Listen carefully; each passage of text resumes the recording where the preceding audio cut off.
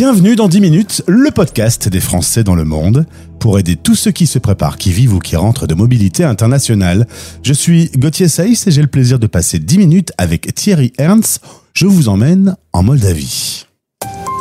10 minutes, le podcast des Français dans le monde. Françaisdanslemonde.fr. C'est peut-être l'un des pays les plus pauvres d'Europe, mais c'est peut-être l'un des pays avec son plus grand charme aussi. En tout cas, le charme de la Moldavie a touché Thierry, qui s'y est définitivement installé, qui a fait sa vie. On le retrouve aujourd'hui à 85 km de la capitale, Chișinău. J'ai eu un cours de roumain, qui est la langue officielle, par mon invité, parce que je m'étais trompé en citant le nom de la capitale. Bonjour et bienvenue Thierry. Bonjour, merci pour l'invitation. Eh bien, content de faire et ta connaissance et la connaissance, je vais pas te mentir, de cette République de Moldavie. On est en Europe orientale, coincé entre l'Ukraine et la Roumanie. C'est une ancienne république soviétique. Il y a des forêts, il y a des collines et des vignes. A priori, il y a même la plus grande cave du monde en Moldavie. Ouais, je confirme, qui est classée au Guinness du record, la cave de Milešimić, qui a une ancienne mine de calcaire, qui a des centaines de kilomètres de couloirs. Et où on boit un bon petit vin local, du coup. Alors oui, la Moldavie produit des très grands vins, même vraiment des choses qui sont de très haut niveau, et elle gagne souvent des concours en Europe de l'Ouest. C'est vraiment des vins à découvrir. Je vous encourage, si vous avez l'occasion d'en trouver chez votre caviste, de tenter l'expérience. Alors l'indépendance après l'URSS en 91, depuis c'est quand même un peu compliqué.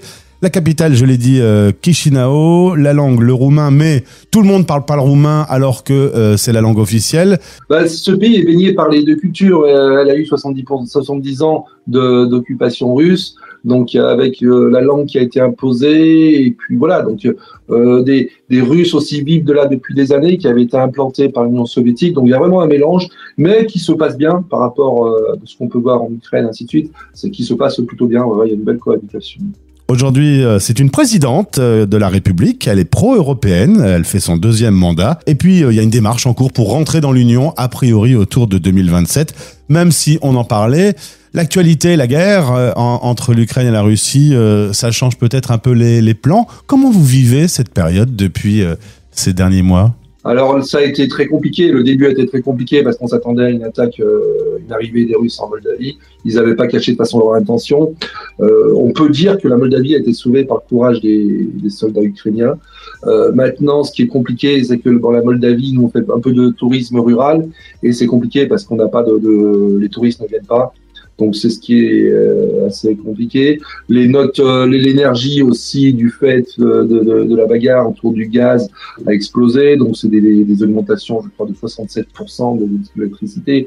Donc oui. Et la Moldavie a été aussi un gros pays d'accueil. Donc pour une population de 2 millions d'habitants, il y a eu pratiquement 1 million d'Ukrainiens qui ont transité par la Moldavie. Et actuellement, je crois que le chiffre est de 100 000 d'Ukrainiens qui ont choisi de rester en Moldavie. Et aujourd'hui, je suppose que, au regard de l'actualité, ça reste pas très confort. Il y a toujours un doute un peu sur l'avenir. Alors, on est à capitale, on est à 100 km des bombardements, Odessa, donc il n'est pas très loin. Donc voilà, on a des amis là-bas. Nous, on fait de l'humanitaire. On va aussi en Ukraine, donc on rentre en Ukraine. Donc la guerre, oui, effectivement, on la vit beaucoup plus proche qu'en France. Tout à fait. On est à une centaine de kilomètres de la capitale. Tu disais, c'est un petit village. Ça ressemble un peu à la France d'après-guerre avec Internet. Exactement, c'est ça. Ouais, c'est vraiment ça. Les gens n'ont pas l'eau courante. C'est souvent, l'eau arrive dans le jardin, mais ils n'ont pas l'eau dans la maison. C'est encore les toilettes au fond du jardin. Et voilà. Donc, mais c'est un autre style de vie. Les gens sont en autosuffisance. Ils produisent tout, leur viande, leurs huiles, leurs légumes. Ils font beaucoup de conserves pour l'hiver. Et le problème souvent c'est le cash, l'argent pour justement payer les études, payer les médecins, ainsi de suite. Et nous on développe donc deux types de programmes, une fromagerie et une fabrique de confiture dans ce village pour ça. Donc, alors ouais, on va parler de ton travail humanitaire. Juste pour terminer sur le sujet, je suis c'est un réflexe devant des photos de la Moldavie, les décors sont magnifiques. Alors c'est vrai qu'on retrouve un peu une architecture soviétique pour un certain nombre de bâtiments, mais il y a des campagnes sublimes. En tout cas, je comprends que tu aies eu un coup de cœur. Ouais, tout à fait. Non, mais la campagne, c'est surtout ce côté authentique où on vit au gré des saisons. Les saisons sont très marquées. Beaucoup de fêtes en Moldavie. Il y a sans arrêt des fêtes. Et ça, c'est vraiment intéressant. Ça rythme vraiment la vie, quoi. Et alors, on devient pas facilement ou rapidement ami avec un Moldave, mais quand on est ami, c'est une vraie amitié et qui enchaîne sur une fête. Alors en fait, souvent, au premier abord, c'est des gens d'Europe de l'Est, dans la rue, ainsi de suite, ils sont pas forcément très joviales, mais c'est des gens qui très rapidement vous accueillent et l'accueil moldave est phénoménal. Les tables moldaves sont phénoménales au niveau nourriture. Dans les villages, tout le monde produit son vin, donc vous êtes obligé de goûter le vin, voir les alcools un peu plus forts. La Moldavie est aussi un gros producteur de cognac. Donc voilà, qui n'est pas distribué sous le nom de cognac, hein, je n'ai pas de problème avec nos amis de cognac, c'est distribué sous le nom de Divine, mais qui a le goût du cognac. Donc voilà, et c'est les gros buveurs de cognac aussi. En tout cas, j'imagine, Thierry, quand tu me racontes tout ça, qu'il peut y avoir de belles fêtes qui s'organisent dans les villages. Ouais, dans les villages, et puis de partout, même Chisinau, à la capitale, la place centrale, tous les 15 jours, il y a un concert, il y a une fête. Alors la plus grande fête, c'est la fête du vin. Si vous avez l'occasion de venir en Moldavie, la journée du vin, ça c'est sur 2 jours. Et tous les producteurs sont sur la place centrale. Et c'est toujours les premiers week-ends d'octobre. Voilà, si vous projetez de venir en Moldavie, que vous aimez le vin, retenez cette date. Alors, on va revenir en Moldavie, mais d'abord, on repasse par Lyon. C'est là que tu es originaire. Tu travailles assez vite, en 90, à la chute de Ceausescu, le dictateur fascinant, lui et sa femme me fascinent tous les deux. Hein. C'était quand même un drôle de moment dans l'histoire du monde. Toi, tu te dis, je vais aller donner un coup de main. Tu déboules en Roumanie pour faire de l'humanitaire. En fait, il y a une espèce d'euphorie avec la chute de ce qu'on appelait la chute du rideau de fer, voilà, et c'est un pays qui s'est ouvert. Et donc, j'avais 25 ans à l'époque, donc avec des copains, on a chargé des fourgons avec de la nourriture et des nourritures, des vêtements, et on est parti rejoindre ces orphelinats. Et c'est vrai que c'était un voyage qui m'a beaucoup marqué parce que j'avais beaucoup lu de littérature sur la Roumanie, ainsi de suite, mais jamais en pouvoir y aller. Et c'est vrai que je suis vraiment tombé amoureux déjà de la Roumanie, d'entrée, de cette région. Très impressionné par tout ce que j'ai découvert. Et en 95, on te propose de découvrir la Moldavie. Tu en tombes amoureux, mais si j'ai bien compris, pas que de la Moldavie, de Tatiana aussi. Alors attention, je suis pas venu en Moldavie pour une femme. Ça, c'est ma grande fierté. Ah ouais, c'est vrai. Je suis venu pour le pays. Je suis venu pour le pays. C'est deux sujets différents. Je suis tombé amoureux du pays, de la culture, et ça a une certaine logique. Bon, j'ai épousé une Moldave.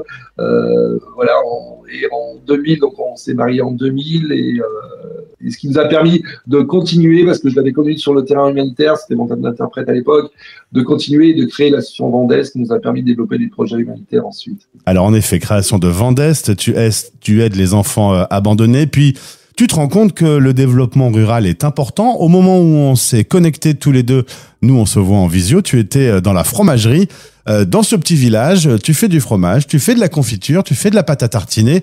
Et l'idée, c'est de faire travailler les locaux et de s'organiser un peu. Alors en fait, on achète le lait aux gens du village de façon équitable.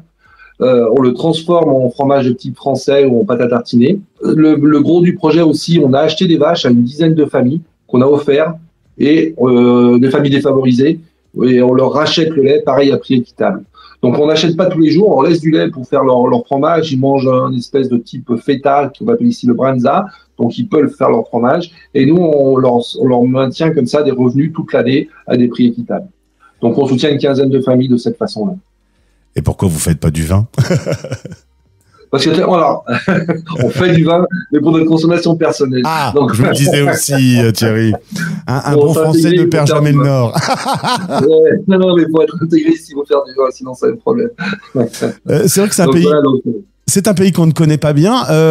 Tu penses que le tourisme peut se développer? Tu l'incites en tout cas? C'est un tourisme de monastères et de caves à vin, mais c'est vrai qu'il y a de plus en plus d'agences qui arrivent à attirer du monde avec des vrais retours à la nature, pour les amateurs de randonnée, de kayak, ainsi de suite. Il y a des vraies possibilités. Et il y a toute une génération de Moldaves justement qui aiment leur pays et qui le mettent en avant. Voilà, on est un peu freiné par cette guerre. Le jour où la paix va être signée, je pense que touristiquement la Moldavie va exploser dans le bon sens du terme. C'est une destination encore préservée. Vous n'avez pas de touristes de masse et ça vaut vraiment le coup de venir la découvrir. Dernier petit mot pour votre fille Lola qui a désormais 18 ans, qui connaît 4 langues. Tu disais qu'on apprend bien les langues en Moldavie. Déjà, de base, ils sont tous bilingues avec le russe et le roumain. Donc, souvent vient l'anglais. Donc, rapidement, les gens sont trilingues.